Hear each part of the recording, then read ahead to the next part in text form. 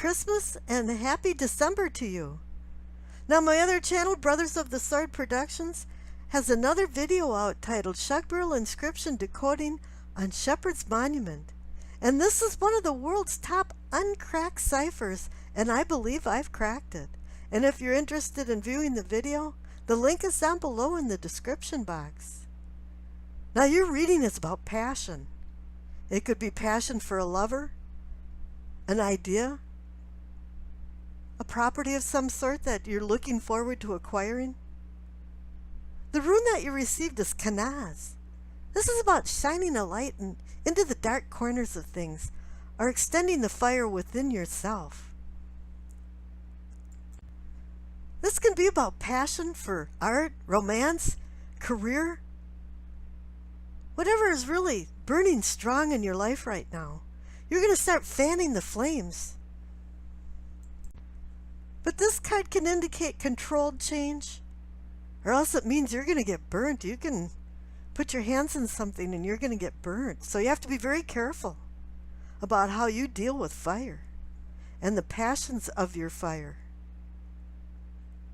Now the Mintiati card that you received is your sign. You received Leo, so it has your fingerprints all over that. This reading is about you. It's about your relationship with having fun with your children and family. At the end of the month, though, there's going to be a time where you're going to have to deal with what is, because it's going to be turning into the Capricorn season.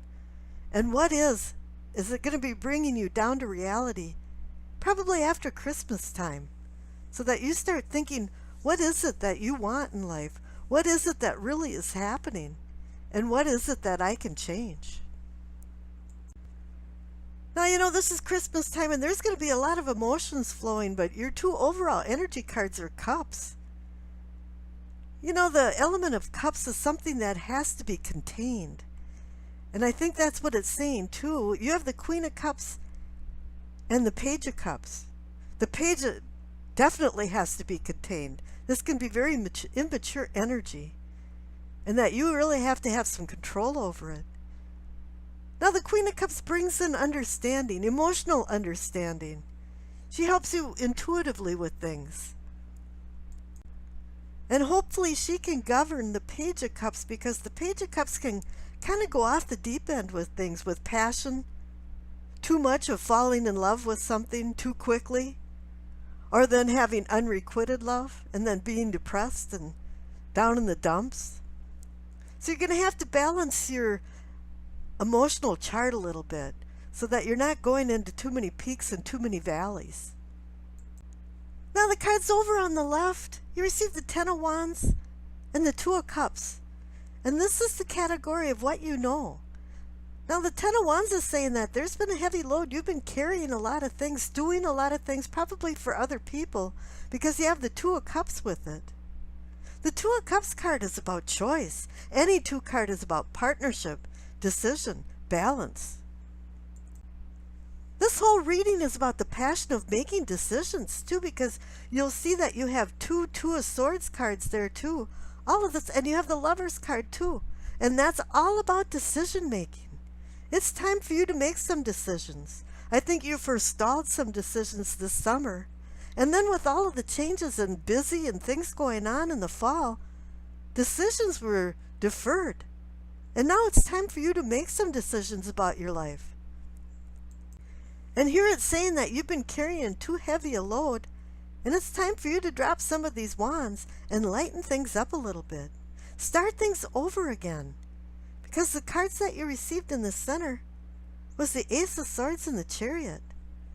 It's a promise for a new sword beginning. Swords are about communication, about using logic over emotions. And with this being a promise of a new beginning, it's saying too that it was a rough road to get to where you're at. The Ten of Wands is agreeing with that. Heavy load, carrying a lot, doing too much, probably doing too much for other people when they're not reciprocating and doing for you. But this is the sort of truth. You're starting to see some truths come out. And with the Chariot with it, yeah, it's saying that you're going to start balancing and finding victory with this balance. The Chariot card is about discipline, and you have to discipline yourself to make some choices now.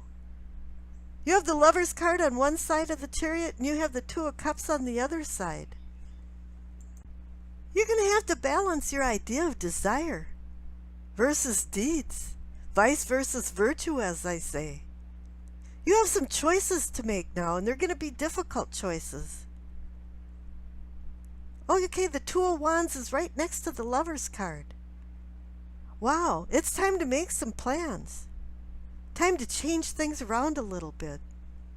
Okay, I was wrong. It wasn't Two of Swords cards. It was Two of Wands and Two of Swords. I like the Two of Wands cards.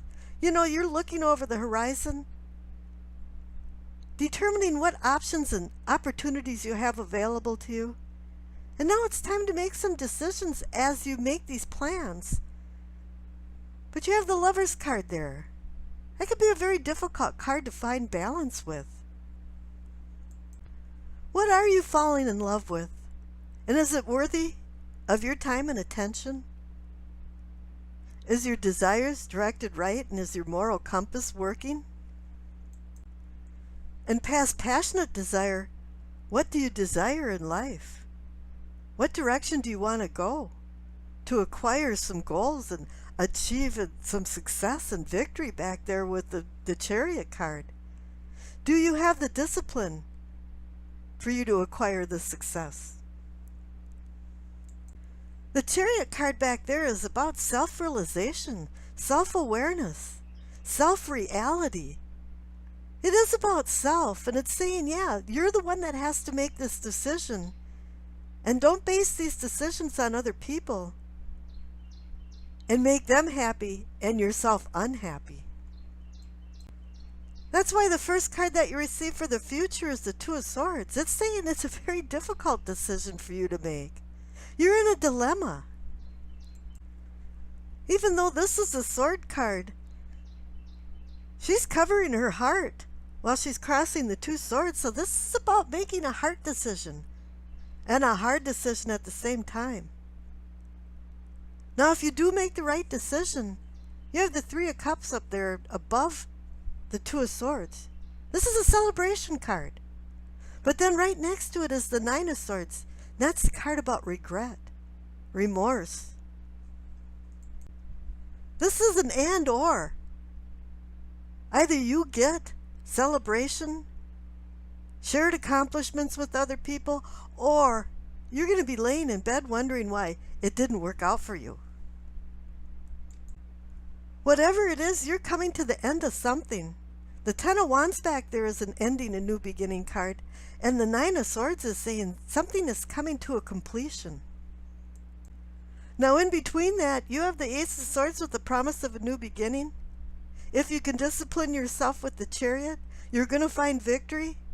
You have the Two of Cups and the Lover's card, which is about making choices for emotions and your emotional needs and your passion. But you have the Queen of Cups up there, and she wants you to be able to understand your emotions and not go over the deep end with the Page of Cups. Now, the very last card for your future is the Emperor. This is an empowerment card, and it's connected back there with the Chariot for discipline. You're empowering yourself to make the right decision with your logic and reason and not all emotions. Because I think recently a lot of the decisions you've made are emotional based.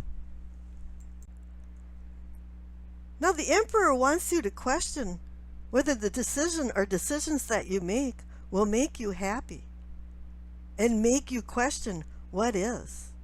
And I wish you acceptance, peace, and happiness.